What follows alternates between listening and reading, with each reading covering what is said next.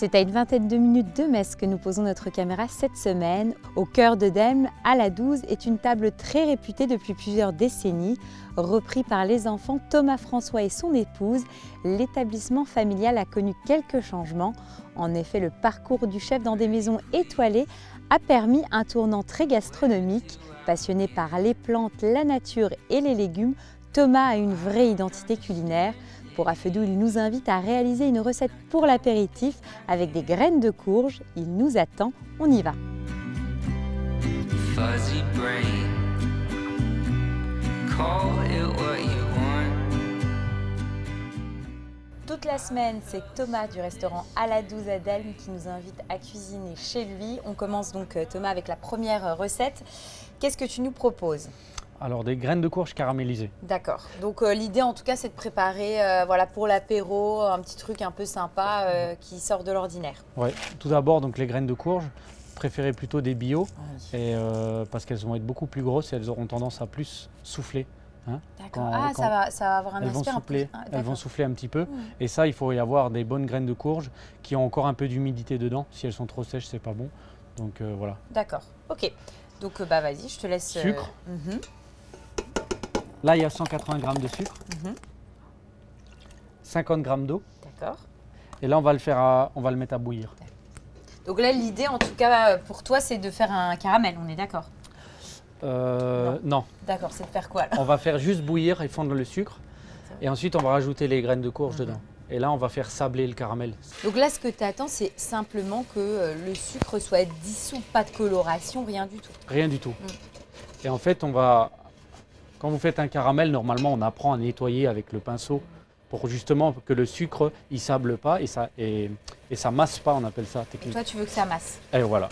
Donc pour ça, on fait une fois bouillir comme ça. On rajoute les graines de courge. tout de suite. Voilà. Et là tu les enrobes. Et là, on va chercher, bon là ça va un petit peu vite. Là, on va faire sabler le sucre. Mais c'est pour l'apéro ça ? Oui, oui. C'est sucré hein ? Oui, oui. C'est sucré et là, on a le sel. Bon, et on peut l'utiliser en dessert pour le coup. Si tu mets pas de sel et que tu décides de le mettre sur une tartelette ou que sais-je, non ? Oui, si Bah, on met si. pas de sel, oui. Bon, après, il faut toujours on en mettra moins si tu D'accord. l'utilises en dessert. Mhm. Mais là, l'apéro, ouais, c'est justement, on charge en sel. Pour avoir ce côté caramel salé. Quoi. C'est ça. Et ça, c'est une recette que tu aimes bien faire et que tu proposes au restaurant. Oui, c'est ça. À l'apéro, tout de suite, quand les clients ils arrivent, quand ils sont sur table, ils ont tout de suite quelque chose à manger. Alors, on varie entre les graines de courge caramélisées Oui. ou alors des pop-corn qu'on fait nous-mêmes aussi. D'accord. Donc là, il n'y a plus beaucoup d'eau. Hein. On va rajouter le sel qui va aider justement à sabler. D'accord. Là, ça tu, vient là. Tu peux les garder combien Regarde. de temps après tes graines de courge comme ça ? Ça, avec un absorbeur d'humidité, tu tiens ça 1, 2, 3 semaines D'accord. dedans. Là, ça commence à être pas mal du tout. Voilà. Donc là, moi, je me mets un peu hors du feu Oui, parce que pour vraiment les faire sabler. C'est-à-dire là, il faut continuer à les mélanger. D'accord. Qu'elles se détachent bien les unes des autres. Mhm.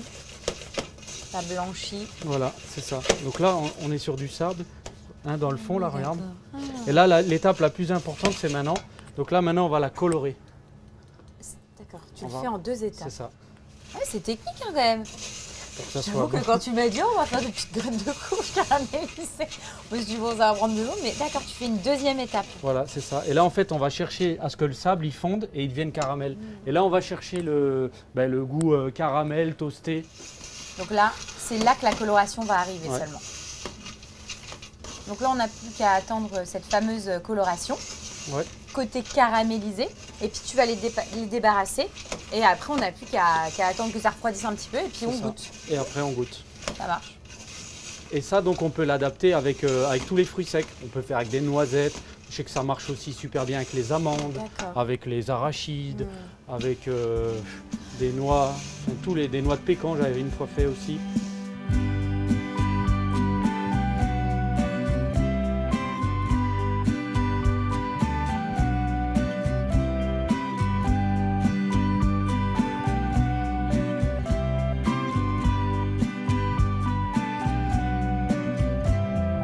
Pretty please, where do I begin?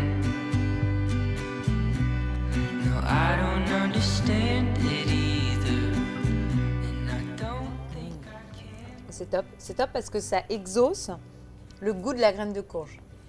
Alors je ne sais pas si c'est comme ça avec tous les arachides, mais le fait pour le coup d'avoir du sel et du sucre, j'imagine que voilà, ça décuple et on a vraiment ce goût. Là, c'est très très bon. C'est super gourmand, enfin vraiment. Faut pas hésiter à la toaster assez. Un peu plus, hein, tu trouves ouais. que c'est pas assez Non, toasté? là ça va. Mais D'accord. pas la laisser blanche. Oh, c'est top, puis c'est facile, rapide et ça change de ce qu'on peut trouver habituellement à l'apéro. Donc je valide, chef. Prochaine recette, qu'est-ce que tu nous proposes, Thomas? La prochaine recette, on va faire un filet de poisson. Donc là, en l'occurrence, ce matin, c'était du turbo. Oui. Un pavé de turbo poêlé au beurre de micelle Super. avec un déglaçage.